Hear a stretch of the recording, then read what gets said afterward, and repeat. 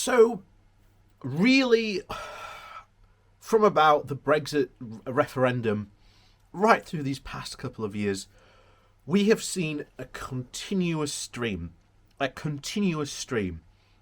of dismissal against experts ranging from trade, economics, to obviously recently health during this, virologists during this, pandemic experts who are experts on this type of thing, of dismissing of mask wearing, you name it. The Tory government and especially the Brexiteers in the party have probably been the first to absolutely dismiss these experts, because here's the thing: expert opinion is very, very critical. And take this from someone who comes from marketing.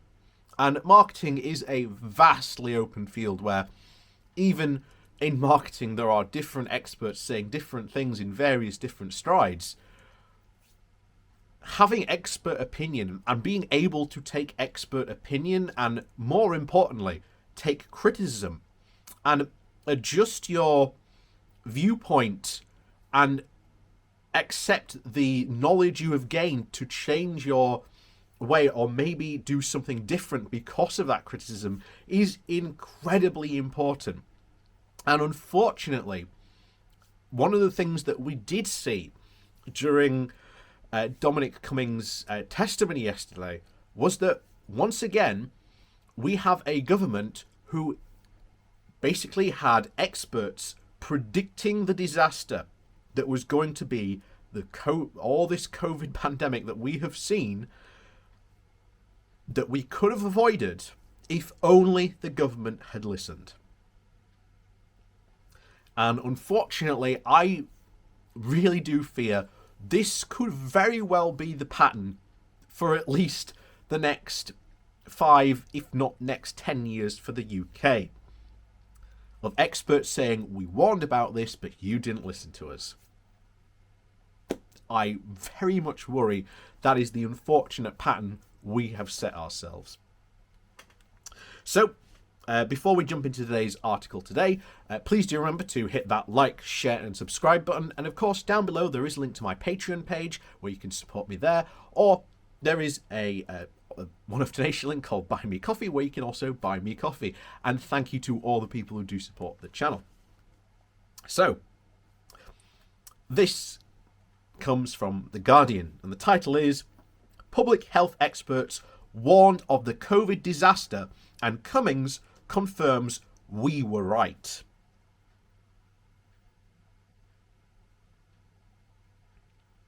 So, on the 12th of March last year, Boris Johnson announced that attempts to contain COVID-19 would be halted and the country would have to accept the spread of the virus. As a global public health expert, this policy decision was baffling to me. The experience of China, Taiwan, South Korea, Singapore and Hong Kong had already shown us that COVID-19 could be contained through testing, tracking, isolation, border restrictions and social distancing, and also face coverings. By following this East Asian playbook, England could have saved lives and avoided a harsh extended lockdowns. I spent everything I had reflecting on this decision. Although I wasn't an expert in British public health policies, my work focuses on disease in low and middle income countries. And it was clear to me that the government was getting it completely wrong. While other countries had demonstrated that speed was critical, England's plan revolved around herd immunity. And according to this, the majority of the population would catch the virus, and pursuing herd immunity without a vaccine had never ever been used before for any infectious disease in the past. The consequences of this strategy would be devastating. Dominic Cummings' testimony has confirmed how government decisions resulted in one of the highest death rates in the richer world and prolonged economic restrictions.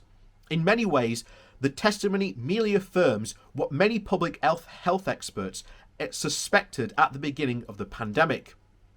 In those early days, many of us wanted to understand what the government's assertion meant when it said it was following the science, what it really meant. But there was no transparency. We couldn't tell who was a member of the Scientific Advisory Group of Emergencies, or SAGE, nor exactly what the government was planning to do. Instead, we had to piece together a picture of what was happening in number 10 and with SAGE, and from conversations with colleagues and journalists. Cummings' testimony has exposed how a vacuum of political leadership essentially shaped England's pandemic response, and relatively less wealthy countries such as Senegal, Greece and South Korea did astonishingly well at managing infections because of their leadership. In contrast, Cummings noted, "It's completely crackers that someone like me should have been there. It was just the same. It's just crackers that Boris Johnson was in there." The careful, considered leadership of the Scottish First Minister Nicola Sturgeon, who set up a Scottish 19 COVID advisory group in the early April of 2020, which opened and operated transparently and published minutes, contrasts starkly with Johnson's aversion to detail and hard work. And most frustratingly, the dark, predictable aspect of Cummings' testimony was his assertion that herd immunity was indeed England's strategy from February into March, a combination of what the Prime Minister saw as the simplest solution, as well as the early advice from SAGE that it was the only option on the table. Johnson was more concerned with the effects of COVID-19 on the economy and not overreacting, while careful reading of SAGE minutes show how the group saw the infections as uncontrollable. The reliance on complex theoretical modelling over principles of basic infectious disease prevention was a problem. So was groupthink within SAGE itself. It was only when the NHS reached a similar situation to what we're now seeing in India and Brazil that the government very quickly did a U-turn and enforced a harsh lockdown. But there was no plan for what they should be doing during this lockdown and to go ahead getting rid of the virus. While other countries used lockdown to identify cases and build testing capacity, the government instead used this as a relief to try and relieve pressure on the NHS. This was a major mistake, a waste of expensive time that could have been spent on suppressing and estimating COVID-19 and preventing future lockdowns. In addition, absolutely no border measures were put in place during the first lockdown, which allowed a continuous streams of infection to enter the country while even people remained in their homes. These early decisions revolved around a trade-off between saving lives and protecting the economy. This was always a false dichotomy. There was never the option of putting largely vulnerable and elderly people into a plane and watching it crash as the rest of society went on living normally. Allowing COVID-19 to continue circulating around the population would have led the NHS to complete collapse. Fear of catching a deadly virus would have forced people to change their behaviours and remain at home, thus harming the economy too. Ministers and their advisors should have instead focused on how to suppress the virus and buy time to find scientific solutions such as a vaccine. Other countries did this through a combination of firm border measures, a strong system of testing, tracing and isolating, and behavioural changes among populations that were properly informed about the risks of airborne and asymptomatic infections. Yet, the government and its advisors refused to look to other countries. There was a lack of humility and an unwillingness to observe or even listen to other parts of the world. Some might say that in hindsight is always beneficial, but there was no need for hindsight to see how this would actually play out. The government already had plenty of lessons that it could have learned at that time from other countries that were already battling the virus.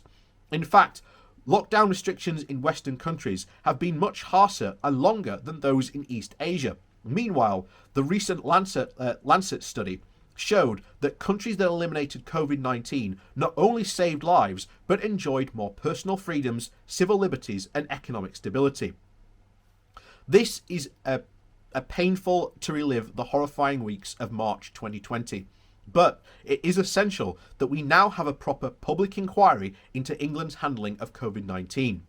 The families who lost loved ones deserve the accountability from our public officials, who must be held to higher standards of performance and decision making.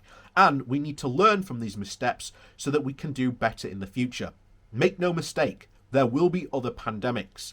England must now learn, like the countries that were affected by MERS, Ebola and SARS, to ensure that these mistakes are never repeated. And the public must ask itself, what do we expect from our leaders and ministers? And ultimately, that really is, I think, the takeaway from all these Cummings testimony. We must expect better from not only our elected officials, but the people who are in charge. We have had our Donald Trump moment, and we saw how bad Donald Trump performed during COVID. Literally, as soon as Biden came in, the difference between him and Trump handling the COVID pandemic, night and day. Complete and utter difference. And now we have a government who is run by absolute chaos, because that's how Boris Johnson likes it. No one knows what one minister is doing to the next. There's no communication between departments, and civil servants are ultimately discouraged from creative or critical thinking. Ultimately, we must expect far, far better from our ministers. And quite frankly, the joke that is Boris Johnson has far more than run its course. It is time that, again, we realise this, and if the Tories had any sense about them, they should know that, again, this public inquiry into COVID is going to be an absolute disaster for them. And if they had any sense about them, they'd be pushing very hard to get rid of Boris Johnson and Matt Hancock. Because, quite frankly, if they're there at the next election, well, and that COVID inquiry as well, I think the Tories are in for an absolute thrashing. And of course, what would have happened if Cummings' inquiry had been last month, prior to the local elections? What could have happened? Who knows? Who knows how different things could have gone? So, as always, please do remember to hit that like, share and subscribe button. And of course, down below there is a link to my Patreon page, as well as a one-off donation link called Buy Me Coffee, where you can buy me a coffee. And as always, thank you very much for watching, and we'll see you all next time.